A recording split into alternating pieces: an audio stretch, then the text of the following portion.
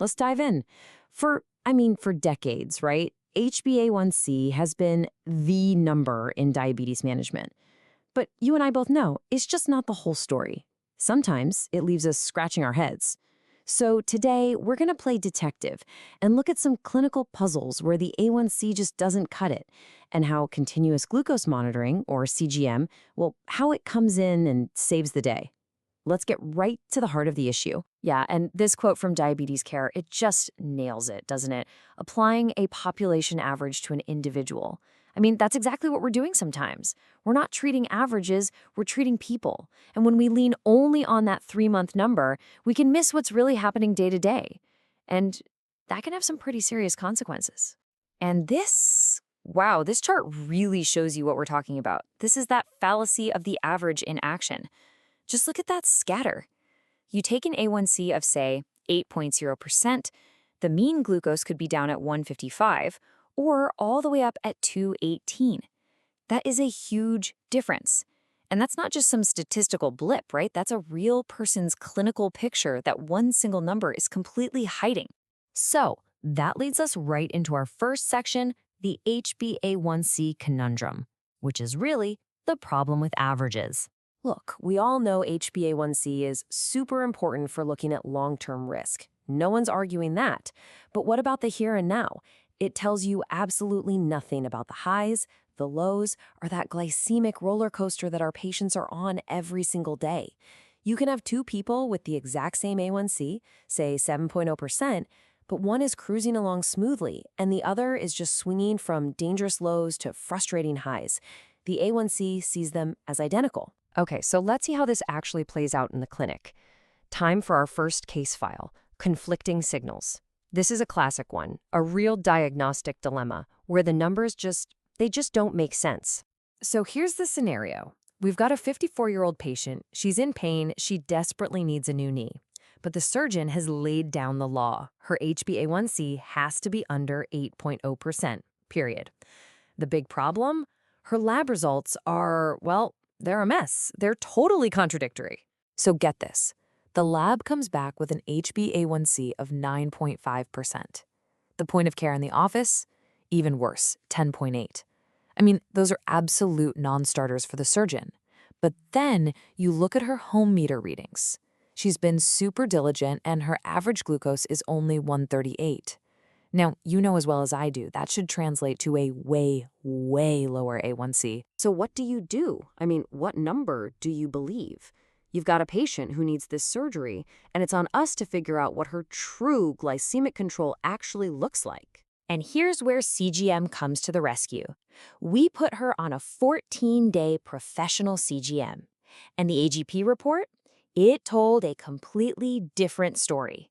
Suddenly, we're looking at an estimated A1C of 7.4%, safely under the 8.0% cutoff. Plus, she's got a fantastic 73% time in range. Just like that, the CGM data cut through the noise, solved the mystery, and got her cleared for her knee replacement. So, what was going on? The culprit here is something called the glycation gap. Turns out, this patient has hemoglobin C trait. It's one of those hemoglobin variants that can totally mess with the HbA1c assay, right? It changes the red blood cell lifespan, alters the glycation process, and boom, you get a falsely high number. This case is just a perfect example of how the A1C isn't just incomplete sometimes, it can be flat out wrong. All right, on to our next case. Case file choosing wisely. This one isn't so much about a diagnostic puzzle as it is about making the right technology choice for a patient with a tricky medical profile. Okay, next up, a 72-year-old woman, type 1, on a pump. We look at her meter data, and it's pretty clear she's having a lot of lows, especially at night. And to make it worse, she has hypo-unawareness. So, CGM is a no-brainer, right? But there's always a but. The catch here is one of her other meds, hydroxyurea. And that raises a really, really important question for anyone prescribing these devices. How do you pick the right CGM, the one that's not going to be affected by her other drugs? Because let's be honest, inaccurate CGM data from chemical interference, that can be just as bad, if not worse, than having no data at all. And this is exactly why you have to know your tech. This chart lays it all out. When you look at known interferences, you see that hydroxyurea can affect both Dexcom and Medtronic sensors. And the danger there is that it can give you a falsely high reading. Think about that. The CGM might say the patient is fine when they're actually dropping low, and that means no alert. That's a huge safety issue. So, the clear winner here, the right choice for this specific patient, is an Abbott CGM. It's not known to have that interference with hydroxyurea. By making that specific choice, or making sure the data she and we rely on is accurate, that's how we can safely manage her risk of hypoglycemia. Okay, let's do one more. Our final case file is about a really practical hurdle. And I bet this is something you're dealing with more and more in your own clinic as all this wearable tech becomes common. Imagine this. A 45-year-old guy, type 1, needs an MRI for some persistent headaches. He's pretty new to his Abbott CGM, so he calls your nurse line and asks a very simple question. Hey, do I have to take this thing off before I go in the big tube? Seems like a simple question, right? But getting the answer right is actually a big deal for safety and for the patient's convenience. So, what's the right call here? What's the protocol? Well, the answer really comes down to the specific device. In this case, Abbott CGMs are actually FDA cleared for MRI scans. So, step 1, you confirm that. Step 2, you tell them, nope, you can leave it on. But, and this is the key part, step 3 is crucial. You have to tell him to double-check with a finger stick for at least an hour after the MRI is done. Why? Because those powerful magnets can sometimes throw the sensor off for a little while, and you want to be sure the readings are back on track.